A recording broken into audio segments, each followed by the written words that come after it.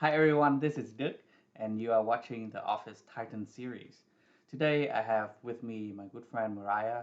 She is a technical recruiter with over 9 years of experience, and she's based out of Seattle, Washington. Mariah, welcome to the series. What's up? So Mariah, I guess from talking to a lot of people the past few weeks, I realized that a lot of people have very different opinions on what a recruiter does. Could you please shed some light on that? Yeah, so that's a good, valid question. So essentially, a recruiter collects resumes utilizing a ATS system as a tool. So, like Bullhorn, for instance, what Bullhorn is going to do is it's going to highlight keywords from your resume, and then it's going to collect those resumes and return them to the recruiter via their inbox or however they have it set up. So it's a real person. So like when the recruiter reviews your resume, what they're looking for is, do you have the skill set, the ambition, and how are you selling yourself on paper? Like your resume really is an elevator pitch into your life.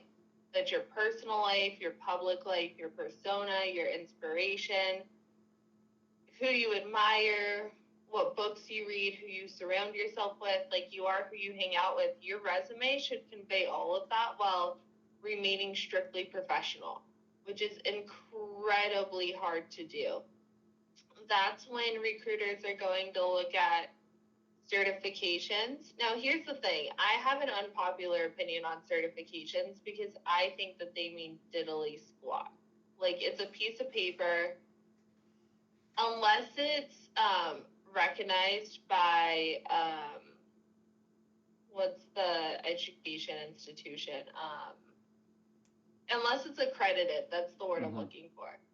Unless it's a accredited education credit, or if it's AWS cloud, like a highly respect cloud certifications and cybersecurity. And basically I think of it as like you need a degree and you need a certification when you want to do something that requires hands-on training, such as being a doctor or a surgeon or things along those lines, a nurse even. Mm-hmm. But when it comes to web development, it's websites. It's all online. And so, you can break that down on deeper levels into like HTML, CSS, Java, JavaScript. And then you can go layers and layers deeper. And I mean, you can go down rabbit holes on people's GitHubs for God knows how long. And that happens to me regularly. Because, like, for instance, the other day I spoke at Demo Day and I gave like career tips and recruiting tips similar to what I'm doing here with 200 people in attendance and some from Ivy League schools. And so when you give feedback in that setting, it's very humbling, and explaining what a recruiter does is very humbling. So to get back on track, basically resumes, salary negotiations, phone interviews, conversations with hiring managers. Networking is so important. Relationship building, relationship management. They are two different things. Career goals, career trajectory. Again, that is something completely different. And if somebody is telling you otherwise, Google, YouTube, fact check them. Hell, fact check me. Like, do your homework, do your research. And at the end of the day, what's going to stand out to a recruiter is, someone actually said to me, in one of my vineyard conversations, because life update, I am currently in negotiation to be a brand manager for a vineyard. And I got knocked down a few pegs because she said to me, you're not a good fit for this position. And let me tell you why. Mm. And I was like, really? Okay, that's interesting. Well, my resume doesn't sell me because it's not updated. But I'm working on that right now. I'll get it to you stat. And she was like, okay, well, sell yourself. I said, what? She said, sell yourself to me. If you can sell Eskimo or snowman to snow to an Eskimo, you can sell yourself to me. And I took a deep breath and I was like, okay, let's do it. Let's go. And I said, I'm a small town girl who relocated to a big city. I'm homeschooled. I was on my own at 14. I owned my first company by the time I was 18. I worked for a few years in the marketing department for the San Francisco Giants, and I owned a company that brought people over from Mongolia to work on vineyards on H-2B visas. I did that from 17 to 23. And as a co-founder, a business owner. So I told her, you can imagine the boardrooms and the situations I've been in and the lawsuits. I've been sued personally twice. Like, on the real. And both times were a car accident with a pregnant woman who just wanted $1 million payout, and she got it. Because I was 17, I was completely sober, but I was overworked and like I wasn't sleeping enough. So I crashed a car going 30 miles an hour running red light, and I T-boned someone. And she was totally fine. She was 9 months pregnant, which I know is the worst, and I'm sorry, but she was totally fine. It's just because she was pregnant and she drove herself to the hospital, she was like, my neck hurts. And then she got a settlement from a multi-million-dollar marketing company who now has public stock, Frontline Media Solutions, owned by Greg Bondowitz. That was my old boss. And I will say, like, 100% he had my back. 100% I would work for him again. It was my own doing. I set my own schedule. I was a regional manager working here and remotely in Canada. So, like, I was here running operations in Canada for 500 stores in a holiday season on my own with about 60 people reporting to me. Oh, wow. In addition to owning Montal, doing H-2B visas, working with 2 embassies, not 1, 2, and basically managing my whole team. My number one motto was, is if you have to be micromanaged, you don't belong on my team. And it wasn't me being rude or mean. California is an at-will state. I could fire anybody at any time without reason. It just boiled down to I don't have time to babysit. And it's still like that today. I will mentor. I will lend my network to nearly anybody. But being a recruiter is really about having a network where you can have integrity, trust, and respect for each individual. You can remember each person's name. You know a general way to contact them off the top of your head. Like, I know now that your email has 4 8s in it. By the end of this meeting, I'll know the whole email off the top of my head. And that's the thing. When you have a conversation with people on the level that I have conversations, it's not how is the weather today.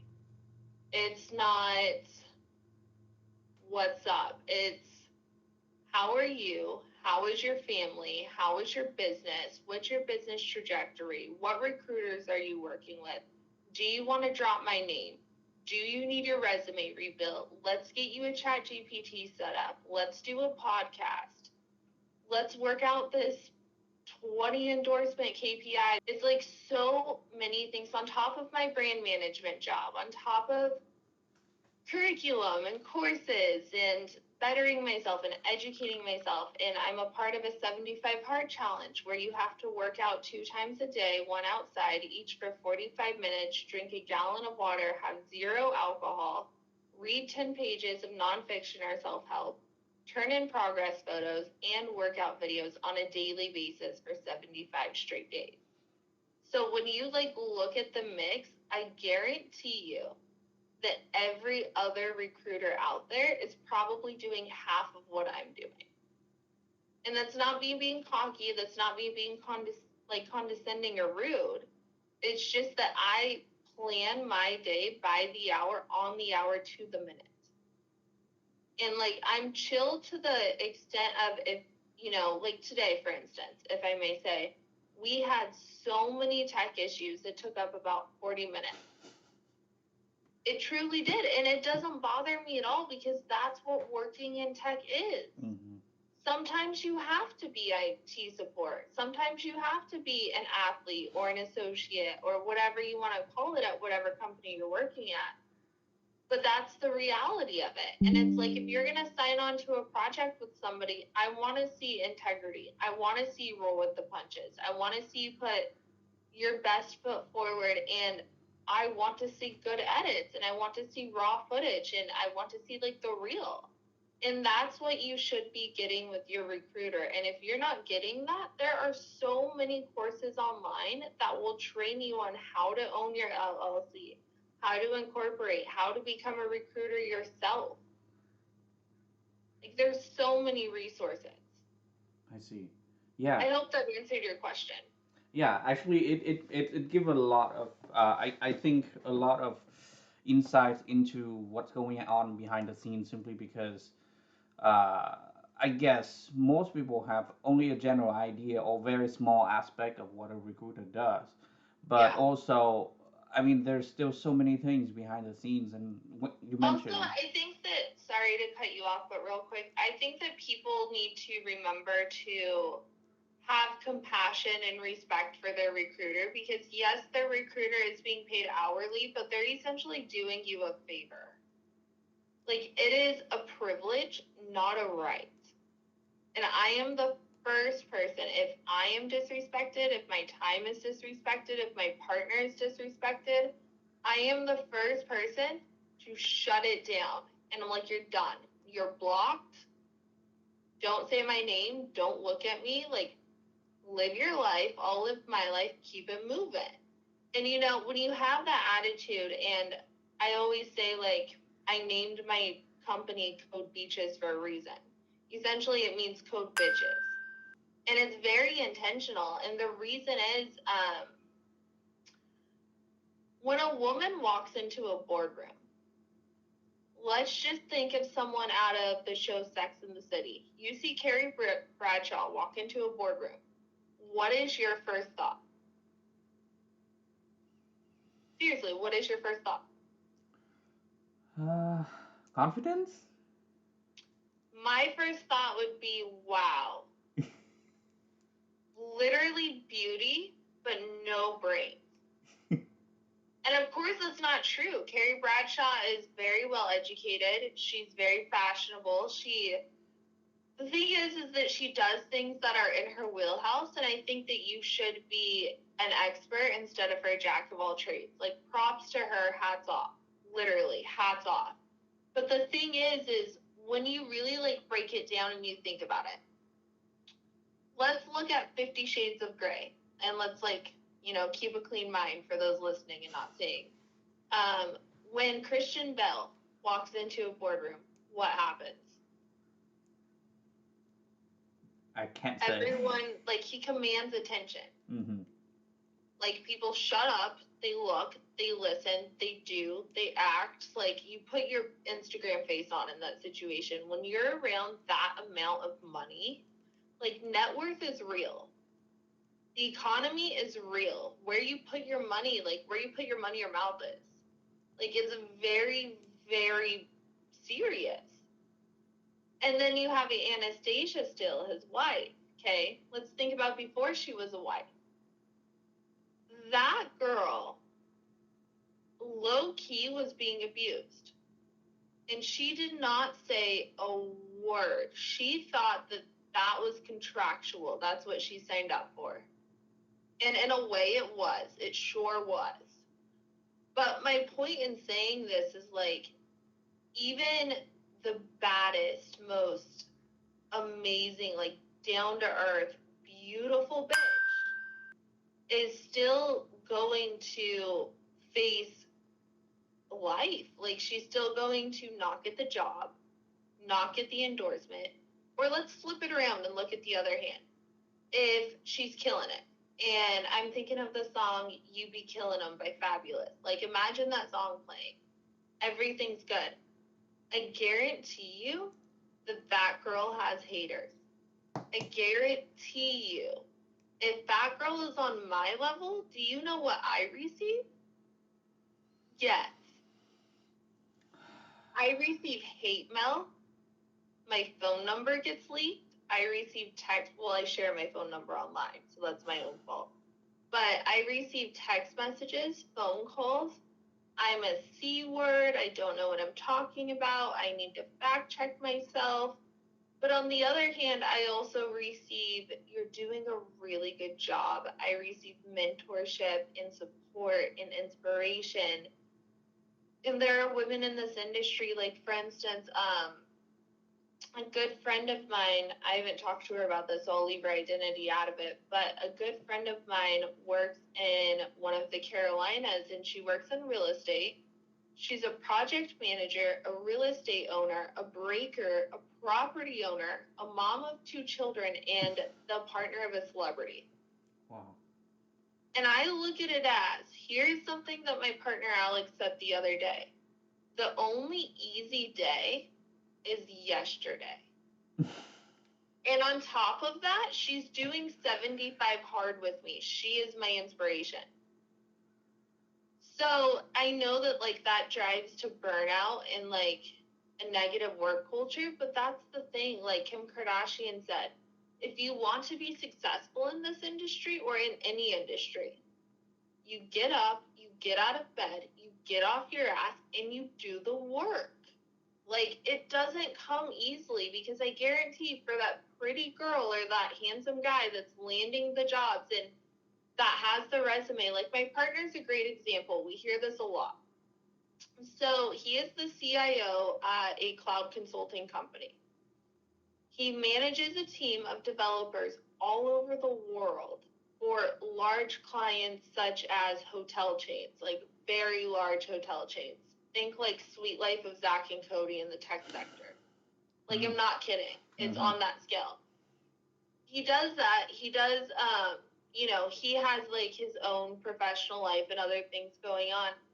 And I look at that and I'm just like, now that is how you conduct business. And that really wholesomely, truly does boil down to your association. It boils down to your network. It boils down to who your resume lands in front of. What cold calls are you willing to make? What like groups do you join? Stuff like that. And so when you think about it like that, you have to think, how do I break my day up, and what exactly am I investing essentially? And when you look at it like that, it comes to a point where it's just like, is it worth my time? And when you have to ask if it's worth your time, most likely it's not worth your time. Like, it's that simple. I see. Yeah. So actually, I think you touch on an important point, and a few things I want to touch on later. So remind me if I forget. So like you mentioned burnout. You mentioned that basically you have to have a realistic mindset and being tough on yourself. But and I know this is to a lot of the audience, it might sound very harsh, but number one, what you're saying coming from the heart, really. This is kind of what the raw behind the scenes. It might sound very cutthroat, to be honest, but that's how what are we dealing with right now, right?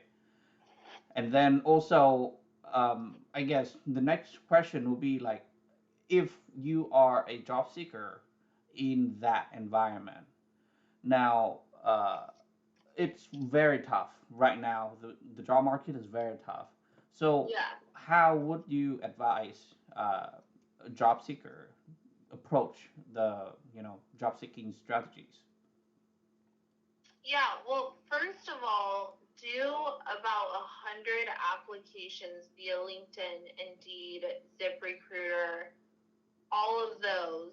And after you do that, call the company, get a hold of the receptionist or at the front desk, and ask for the name of the hiring manager or the recruiter that's going to be looking at your resume. And then once you can get your hands on that, you'll know exactly like what their background is. And what someone said to me the other day.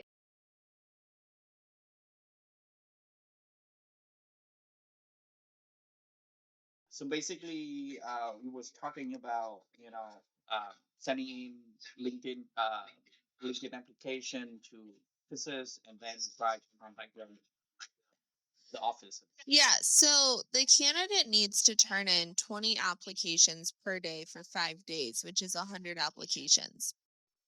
So per every 100 applications, they're going to get 10 solid responses, and that is the maximum. Most likely, they will get one or two. Within that one or two, that person is probably being submitted to a role that 500 other people are being submitted to. Realistically, out of 550 people will make it to the phone screen. Out of 50 people for the phone screen, 25 people will make it to the first round of interviews. Out of 25 people, 15 people will make it to the second round of interviews. And then for the first round, it's most likely going to be 3 to 8 people maximum. So when you think about the numbers, it is very unlikely that you're going to be hired. So recruiters often ask you to work exclusively with them.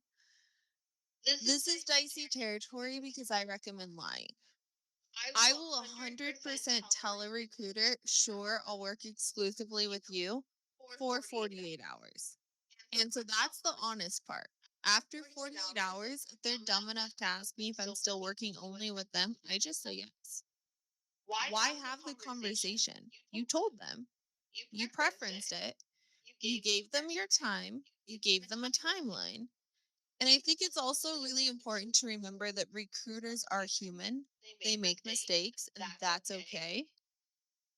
But it's important that you get everything in writing, whether that be email or fax or DocuSign, whatever it is, get it in writing and come prepared. If I'm going to attend a meeting like this, I'm going to have had multiple test runs where we ran through the conversations. It's essentially scripted without being scripted because we're not reading. Like, as you can tell, I'm moving, I'm looking around, but we're not scripted. However, we do have topics that we're moving through, topics that we think are important to community and society and that can maybe help someone out. So, with that said, it's like you have to keep in mind that your recruiter deserves your compassion and they're doing you a favor. Mm-hmm. Yep. And you mentioned some that receptionist is actually a super valuable resource if you maintain a good relationship with them. Yeah. So here's what the receptionist does, guys. And Duck, tell me what you think of this. Have you ever been on vacation and you walk into, like, let's use what is the amusement park in Tulum called? Shingen? Mm. Shingen, I think. But I understand what you're talking about. Anyways, there's like an amusement park in Tulum that everybody goes to. It's like the go-to place. Okay, like the same day you see the pyramids. Anyways, when you go to the receptionist, they often tell you they're sold out. Usually they keep like 10 VIP passes for potential celebrity guests who just drop in. If you're good enough, and if you manipulate well, and if you think that you are essentially equipped to do this, I'm not saying just try it on anyone because you might get your ass kicked. Like, it is not a nice thing to do, but it's very effective. So here's what you do. I'll do it to Duck real quick. Duck, pretend to be the receptionist at an amusement park. Sure. So hello, welcome to the ABC Amusement Park. What can I help you today? So I purchased tickets online, but I noticed that the VIP fast passes aren't really available, but I know that you guys keep some on hand for like VIPs. And my uncle is a firefighter here, so I know that he has one and he said that I can use it. Here's his cell phone number. Can you please call and double check? When they call the number, they're just going to be calling the amusement park, but it's going to be like blocked. So they think it's like the uncle's voicemail. I've done it. And then they just, there you go. Here's a $500 to $1,000 VIP pass for you and your whole group of 10 people. And guess what? I know somebody whose uncle works there, but mine sure doesn't. And that's the thing. Like, I've also had situations where actually recently I was talking to a receptionist and I was 20 minutes late to the dentist. My bad.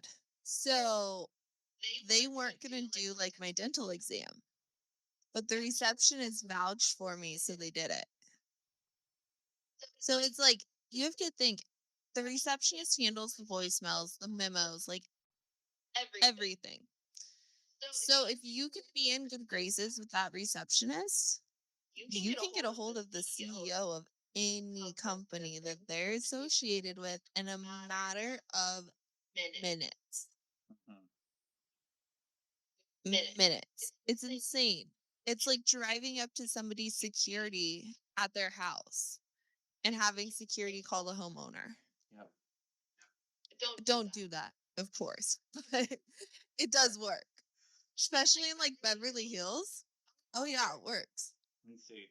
So, well, I guess a little disclaimer. Like, this is something that you can try, but try with, I would say, don't try to abuse it. Sometimes it will work, and sometimes it might backfire for sure, right? I would say don't do that to anyone that you're not personally associated with. Like, for instance, I can drive up to Kim Kardashian's house or like her neighbor's house, more specifically her neighbor's house, because her neighbor is my old boss. So it's like I know security. I've been there for Thanksgivings. I've been there for Christmases. I used to have a key. Like, that I can do. Don't go up to like Will Smith's house and expect that you're not going to be attacked by a dog. Like, it is a bad idea. Don't be a stalker. These people are not there for your entertainment. Yep. So, it's gonna be a very effective tool, but you need to very carefully select where you apply it. Yeah. Exactly. Yep. And yeah, I just completely agree with the point when you make about receptionists because they are the face of the entire organization, and then because of that position, they have connection, even personal connection, with so many important decision makers, and I guess it's a well-known fact, but something that we don't usually discuss. Yep. So yeah, there you go. It's a very, I guess I have to say this is a very honest and very tip to share because you know in nowadays political climate, it's any or this kind of tip can be kind of categorized into like evil genius. Ha ha ha ha. I'm all about fall, y'all.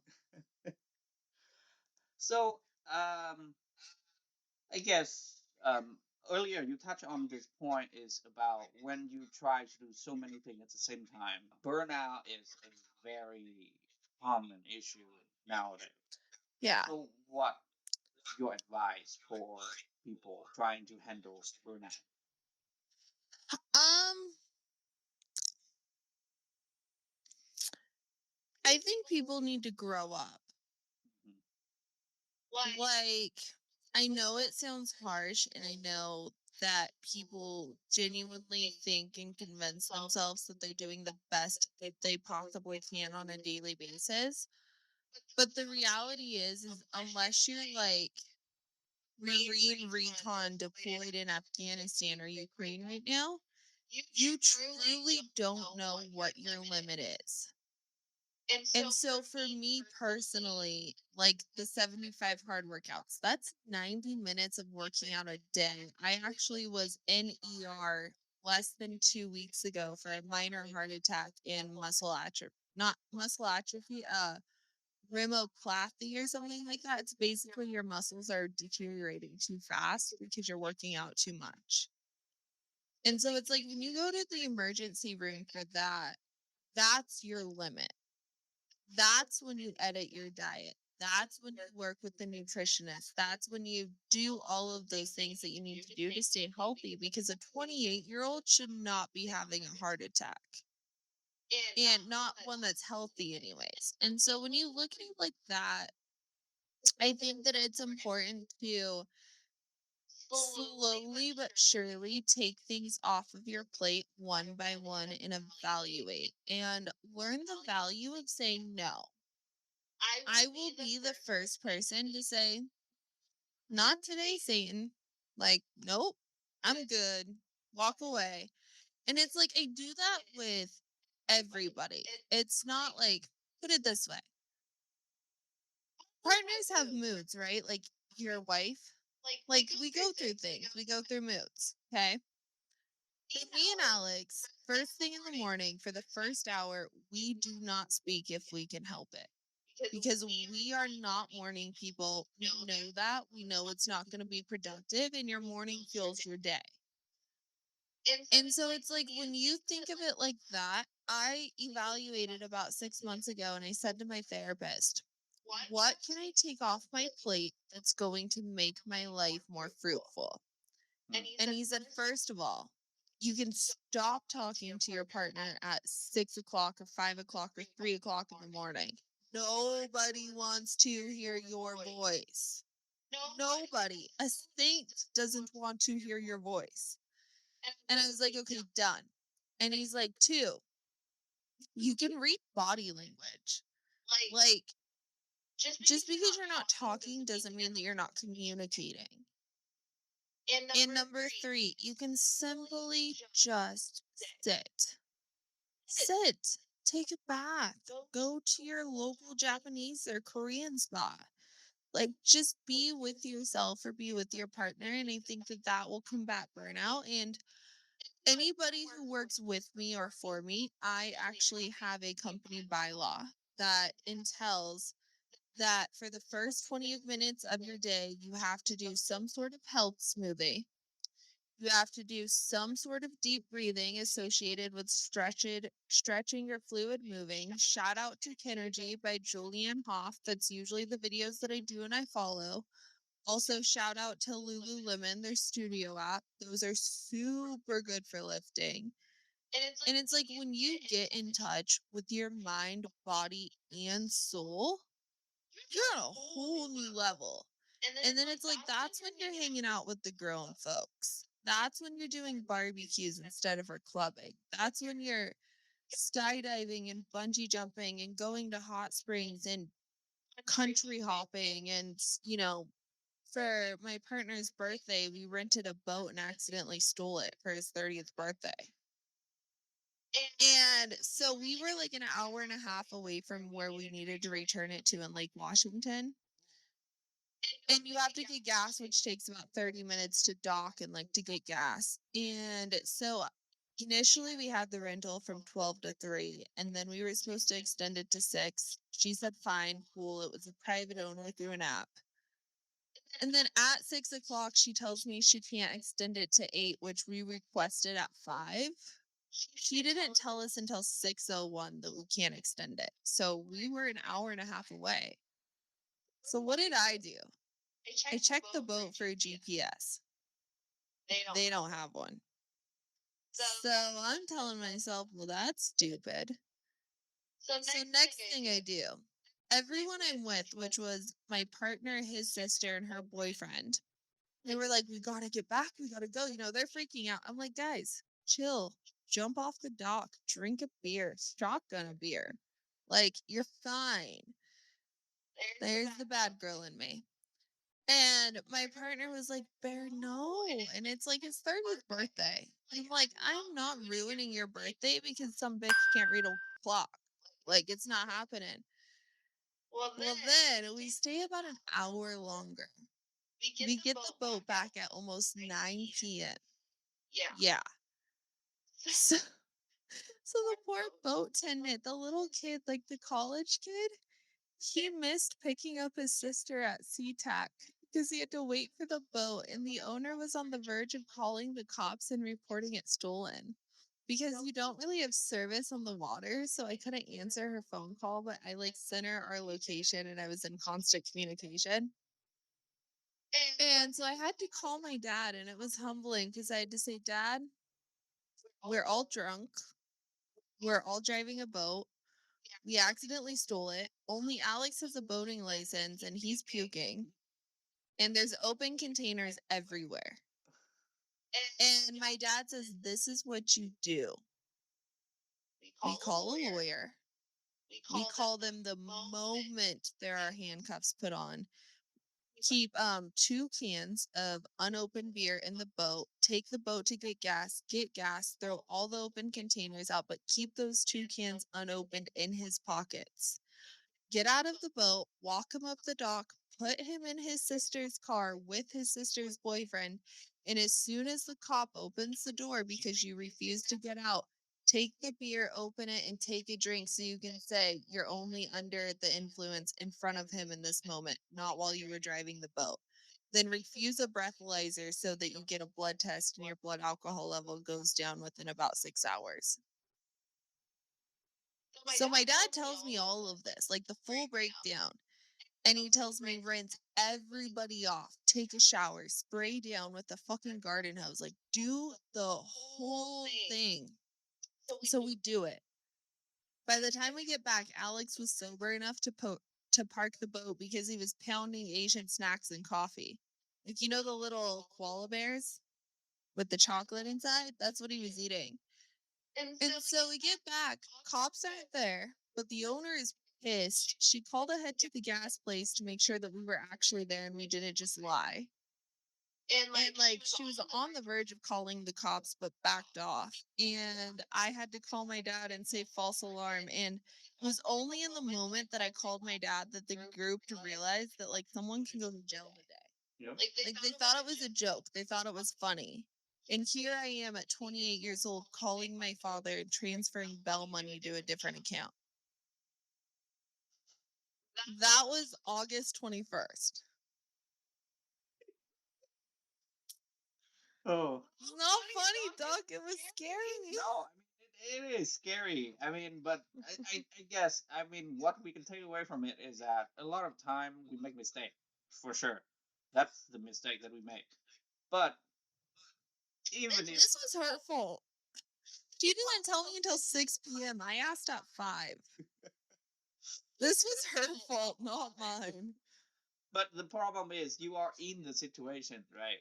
I mean, it doesn't matter whose fault it is. When we're in a tough situation, the biggest thing is that get out of that situation as quickly and safely as possible. Oh, yeah. And we were driving so fast. So luckily, Christine was sober. The 22-year-old was sober. She was the only one because she was our DD. We were just going to go get a car later on. So no one was drinking and driving. Christine was driving the whole time. She's just not the one who powered through the boating license test for Washington at 3 in the morning. So it was a little dicey there for a moment, but we recovered. What's our next topic before I embarrass my partner more? No, it's awesome. So, but let me recap what you the points real quick. So, we need to take care of ourselves, basically. Yeah. Self-care, art, singing, music, and no, you do not have to be talented to do it. Yep. Just start. Put a pen, put a pencil to paper. If oil paintings are your thing, do that. I guarantee you, and I would put my name on this. I would put my money where my mouth is on this one. If you go out into nature, whether that's a waterfall, who can't draw water? 5-year-olds can draw water. Rocks. 5-year-olds can draw rocks. Green colored pencils, you can get them for what, $5 at Walmart? You can do all of this for under $25 with gas included, depending on what you drive. I drive a jacked up 4Runner that has a roof rack and it's lifted. So I guarantee you're getting better gas mileage than I am. Get your freaking ass up, go out, and just sit. If you sit with yourself and you do deep breathing and you focus, just square in like you're a dancer. Dancers, you know what I mean? Just hyper focus, spot the wall, or in this case, the rock or the lizard. I hope there aren't snakes, but you get my point. Spot something.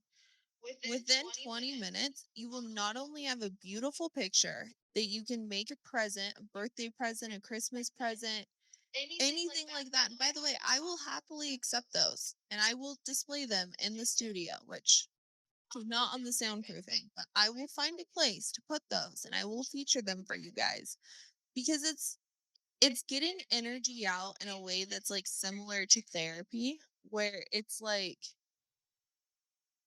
bad or good energy goes out, but you feel refreshed. You're ready to go. It's like having a good night's sleep. Very good. Yeah, I agree with that advice. Basically, do whatever. Well, go back to your artistic roots. Do whatever you feel Yeah. comfortable. It doesn't. I mean, it doesn't have to be a exciting boat adventure like you did. It could be just like some time for yourself, breathe, meditate, doing yoga, or Yeah, and it doesn't have to be good. Like, for instance, guys, right now I'm learning singing. Like, when I started, I could probably break windows. And now, like, I'm hitting Kelly Clarkson notes in the song Piece by Piece. And sure, it takes me 3 hours to do that on a road trip. And thank God for Alex and his patience. But because Alex is classically trained in music and he plays the flute on like a real level from Korea.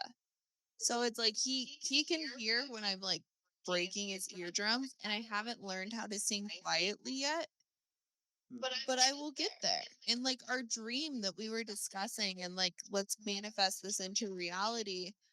And we want to open a recording studio and discover young talent that's like 16 to 23 and incorporate working with like HR and like activism rights department like Sophia Bush. It would be a dream to work with Sophia Bush.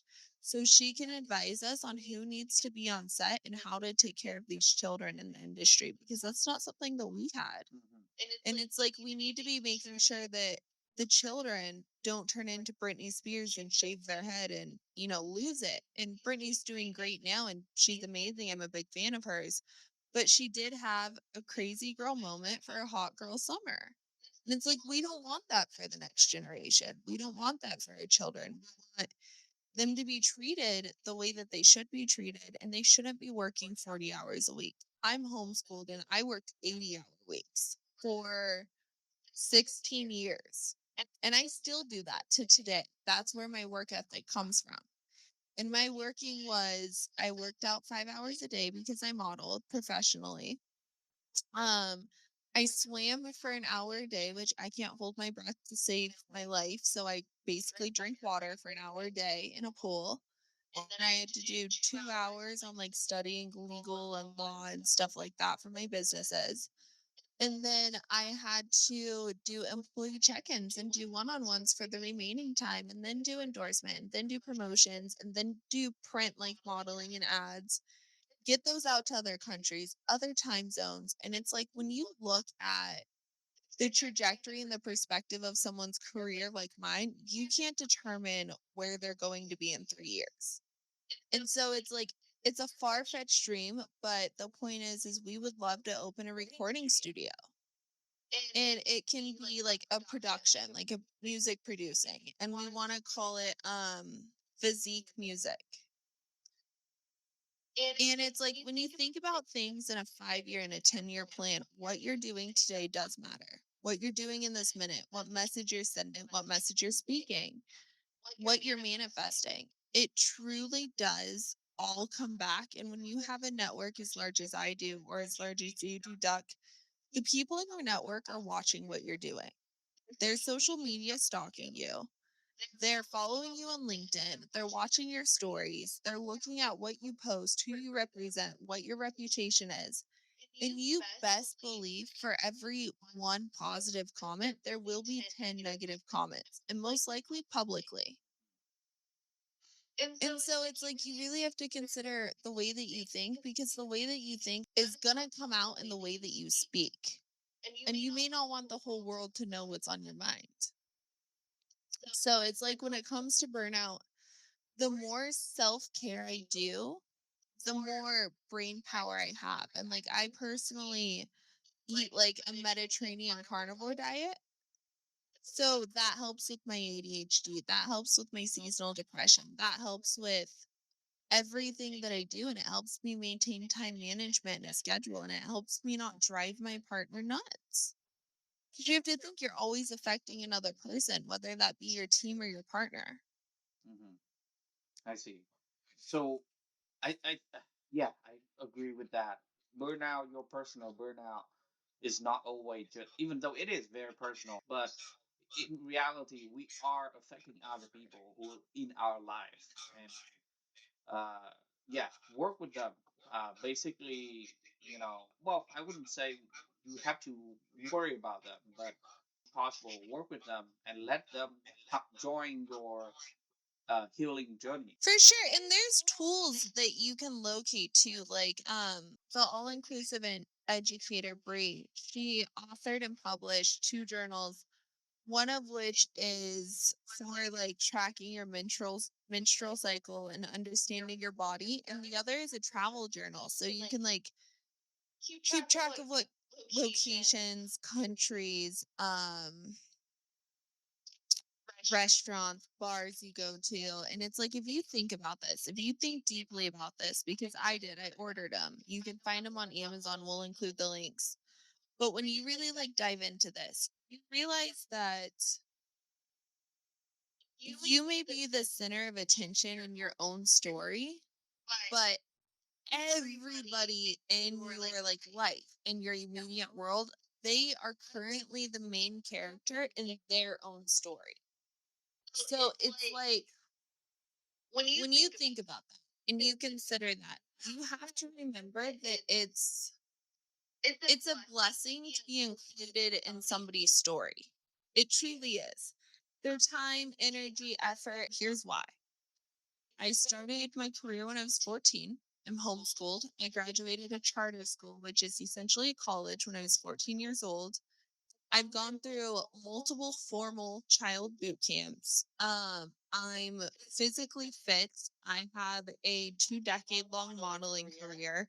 I'm the owner of a nonprofit. I sit heavily on the education sector.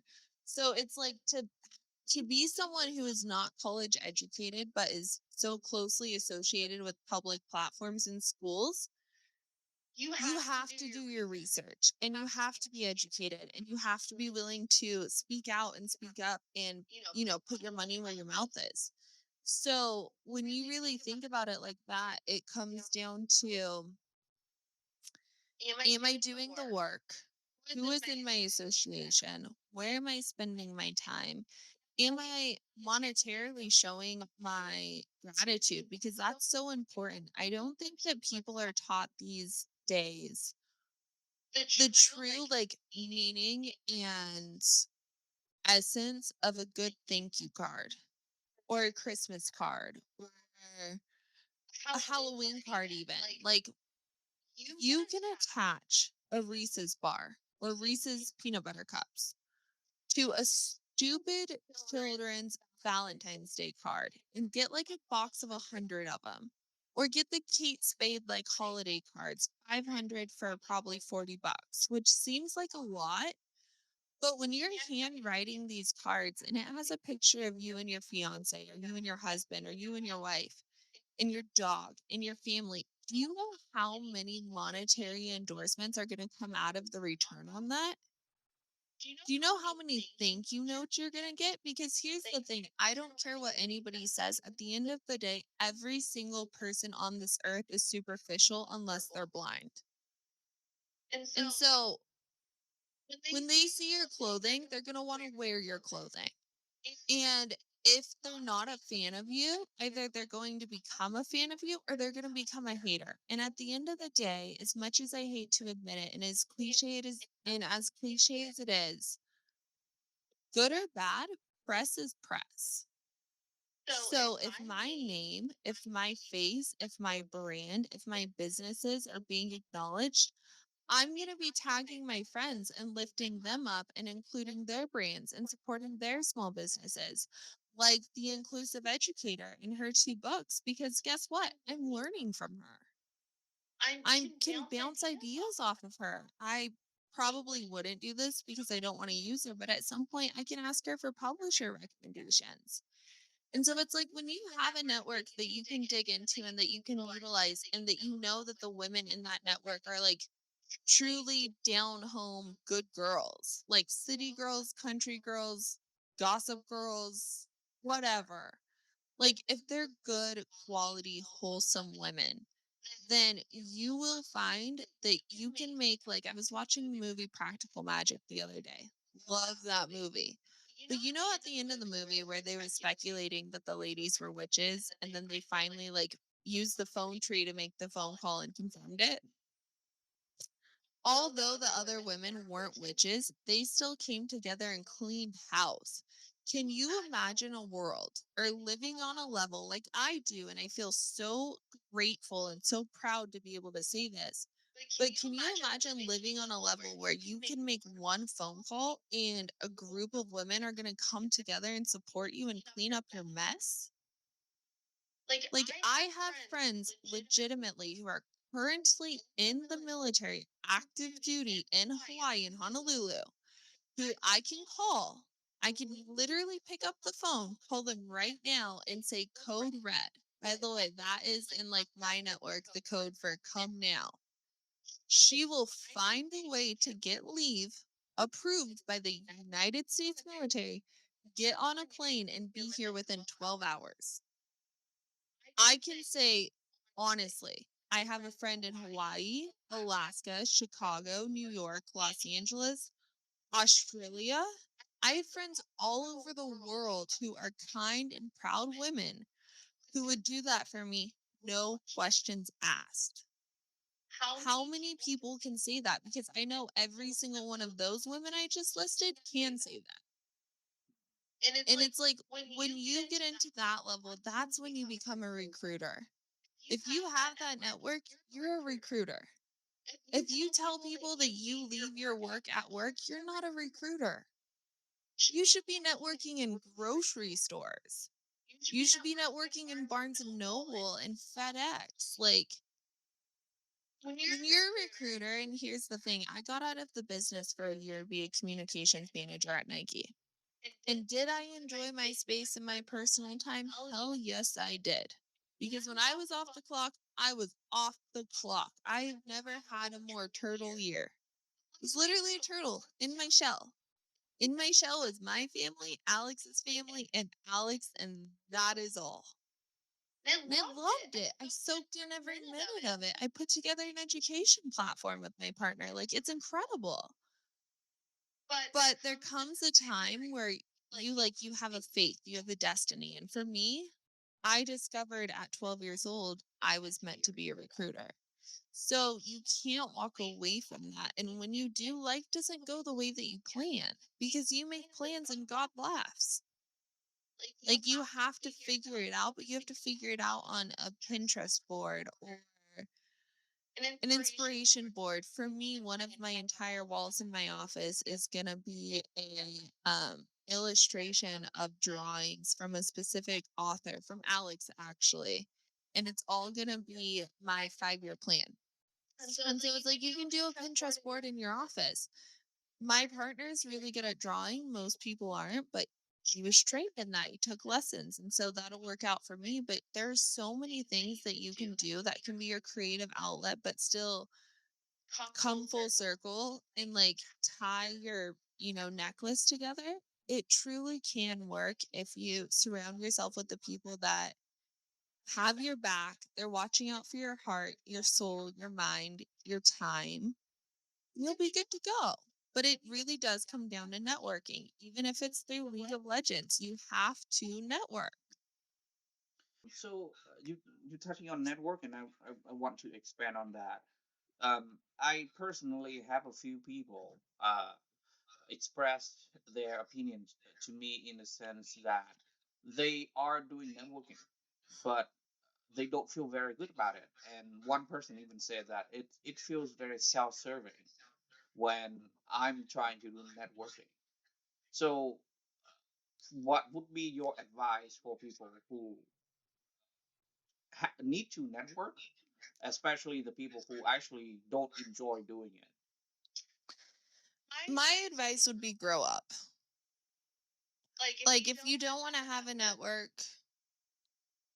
be in the CIA. They're really good at ghosting. If you're fit, you don't want to have a network, you don't want to have fingerprints, you don't want to get blood tests done, you want to live fast and die early, more power to you. But if you want to survive in the tech industry, if you want to survive in HR or LinkedIn or Instagram or Twitter or TikTok, grow the up. Like, you have to network. There are many different avenues that you can take to do that, but you have to do it. And if you don't do it, if you end up homeless, I'm sorry, that's on you. Like, my cousin, for instance, she was a military officer. Her name's Shalara.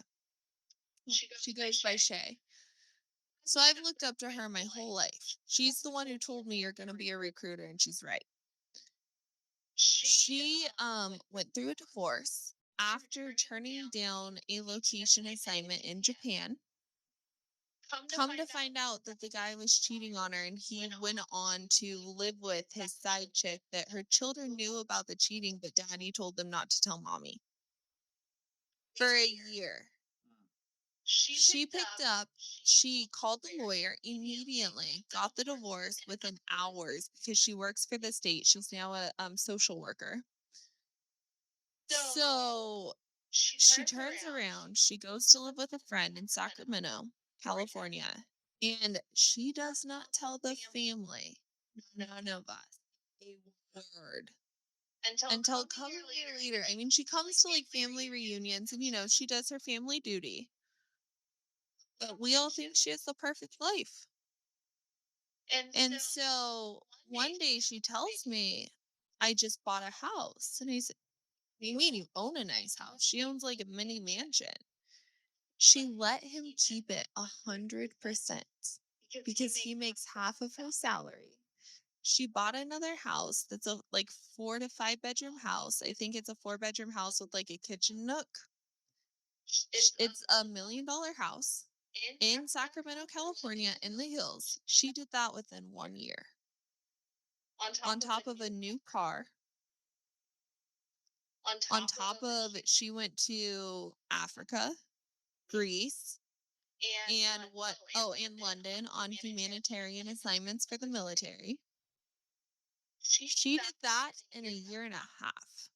And now she's moving and accompanying me to Korea because I'm going to live in Korea for 3 months a year when we have kids. But it's like when you look at people's stories and you consider, like, are people in it for themselves? Are they being self-servant, or are they in it for you? Unless you're living your life and you're building your network and you're building to your story, you're not going to be a resource for anybody else until you can be a resource for you. And for me personally, I'm very open and transparent about the fact that if you're in my life, you serve a purpose. That can be like for Alex, he's going to serve the purpose of being my business partner. My sister-in-law, she serves the purpose of, she's a recruiter also. She works in the inclusive and diversity department for the Inclusive Educator. She educates me on laws, and I mean, her name says it all. Like, I learn something, or if I need something, I rely on my network every minute of every day, whether it's my partner or someone else. And so it's like, if you don't benefit me, which is self-serving, I'm not going to benefit you. And if I'm not going to benefit you, I'm not aiding in your growth. So it's not worth my time. So it's like being self-serving is not a bad thing. It's very similar to self-care. You're looking forward to your future. And for the men out there who are expected to support their families and to have the right, mindset, they really need to be self-servant. For the single moms, they really need to be self-servant. So it's like it's not a dirty word. Hmm. I agree. There are people who we can help, and people who we cannot help, even with a good intention. And I guess it's kind of up to us to be honest with ourselves, to see our value where it comes to someone else's life and focus on that. And eventually, Yeah. the network will build itself rather than trying to force some sort of connection with which you don't bring any fit to the other person. Right. And the thing to remember too is that when people show you who they are, believe them. I've had many people in my network use me for my connections, especially like celebrity endorsements and celebrity connections and stuff like that. And I can very quickly figure it out because I'm always happy to share my network and like help people. But I'm happy to help people where it's going to benefit all three parties, not just one. And so it's, unless it's, of course, nonprofit or volunteer work, then of course it should be benefiting just one. But the point is that you really have to like feel people out, get to know them, hang out with them, whether it's virtually or in person, 10 times before you trust them. Don't ever give out your passwords. No means no. The Me Too movement is a very real and serious thing. And if you see something, say something, whether it's human trafficking or I forget what the national sign is, Duck, you might know, but I think it's like doing this or doing this. Something like that. If you see a child or a woman do this or a man, it means that they're being trafficked and that you need to call the police and keep a safe distance, but get the license plate number, get their location. If you know someone who's cutting themselves or have an eating disorder, refer them to a mental health professional, or you can refer them to me. I can absolutely be a resource for every single thing that I'm saying. And there are hotlines and there are preventions, and our tax dollars go to these things for a reason. So we really have to like look out for each other and be a community and remember that yes, it's important to have money. Yes, it's important to eat and have somewhere to sleep and to get a job. But it's also important that your neighbor has access to those basic necessities as well. So it's really important to look out for each other. And guys, you don't have to be religious to walk into a church. It is a sanctuary. All churches. I'm not so sure about Scientology. Stay away from cults. But if you go to like an Orthodox church or go to a Jewish church or go to a Methodist, or is that right? Or anyways, just go to a Christian or Catholic church or something like that.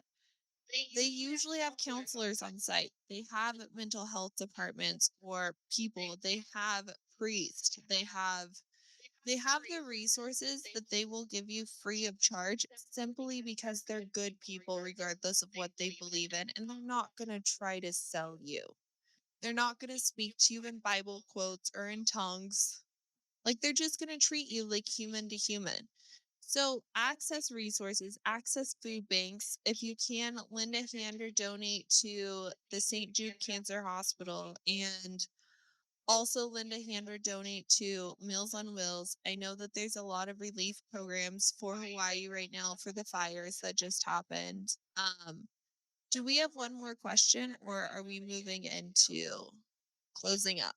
Yeah. So actually, you kind of already touched on my kind of the next question that I want to touch on, which is about um like dealing with the rejection. Um, but yeah, I think you touch on that as well a little bit. Yeah, so a short synopsis for rejection is that I think that it's important to remember that when you are rejected, it is a reflection of you. It means that there's an area that you need to make some adjustments in, whether that be big or small.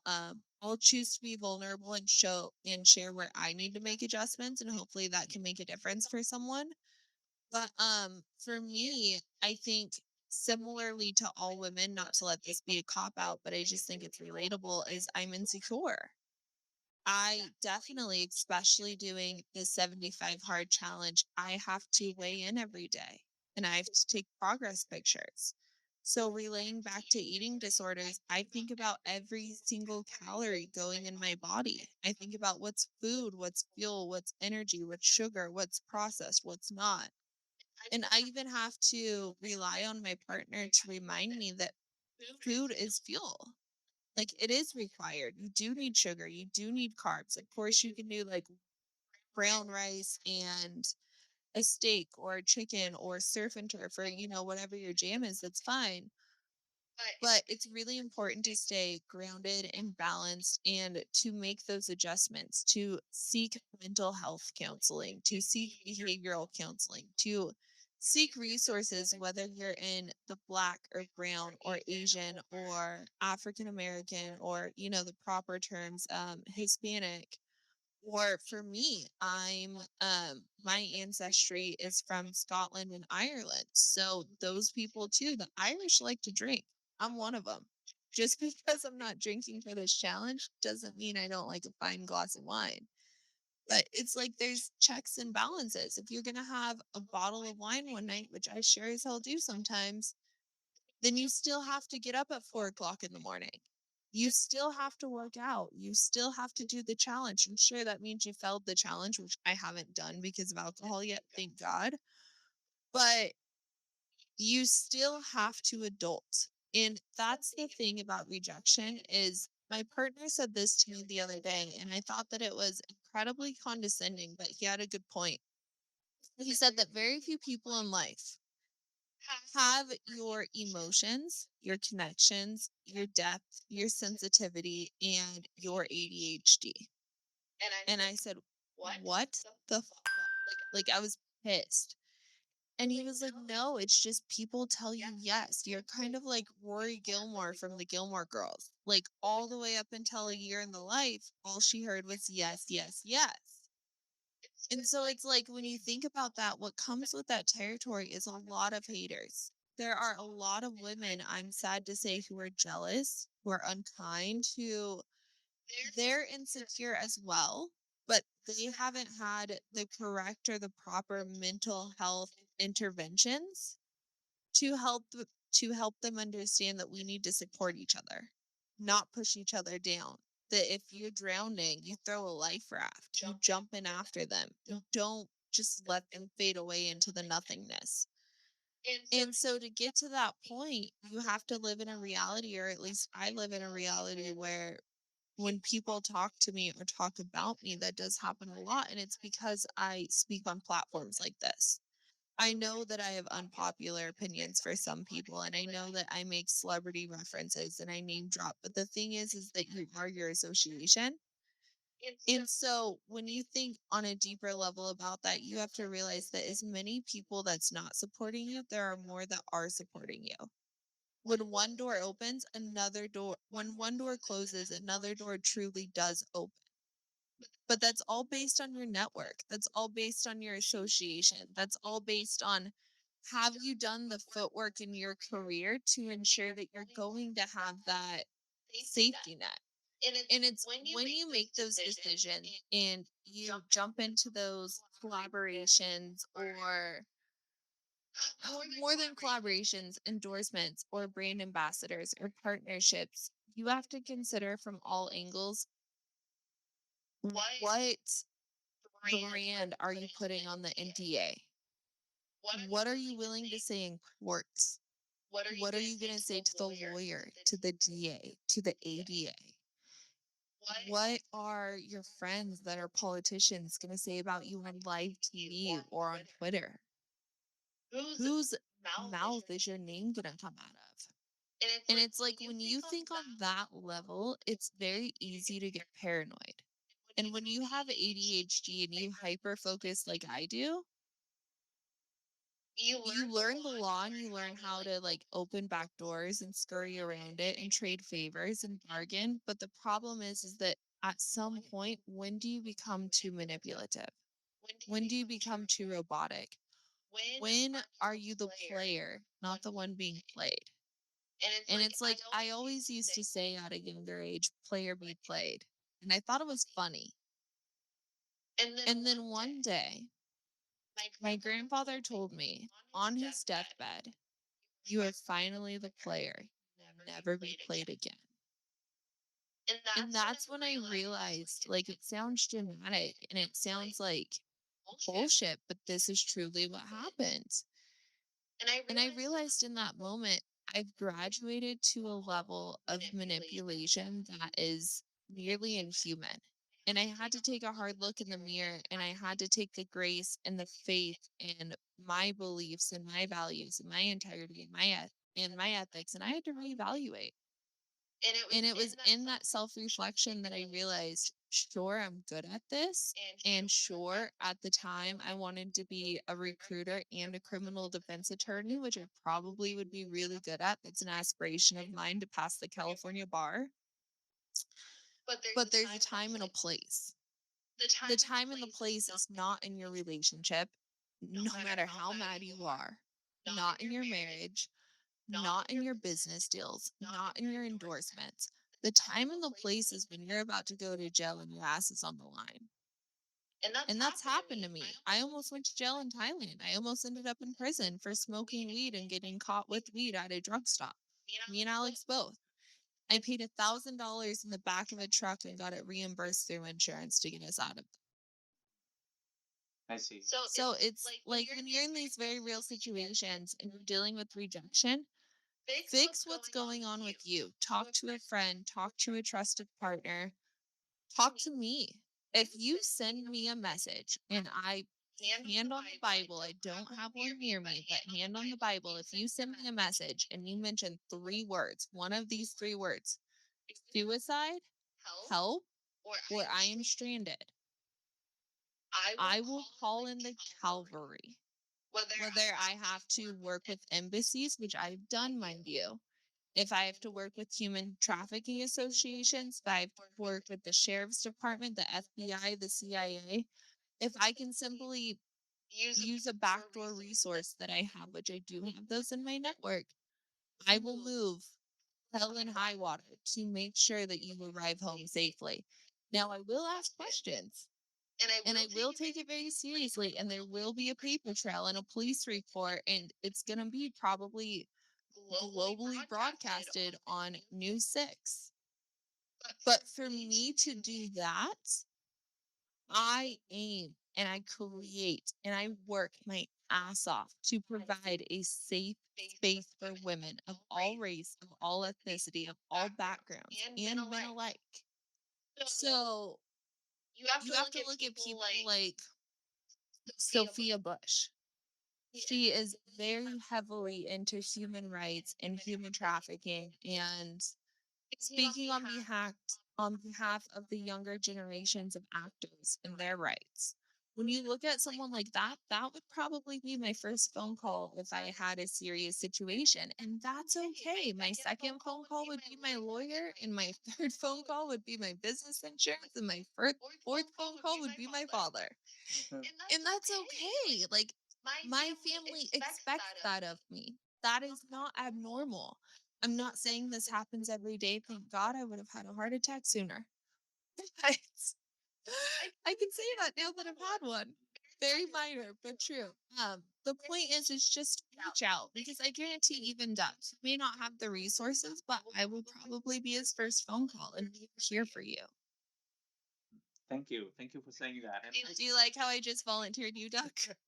no, actually, that is something that I personally plan to do because I guess similar to you. I mean, like I'm not at the level of networking like you do, but I Yeah. truly appreciate the power of networking because Yeah. only through networking, the boys that are not being hurt now will have a chance Right. to be hurt. And I think you already touched on this point is that like you can go to church, you can go to different organizations to get help.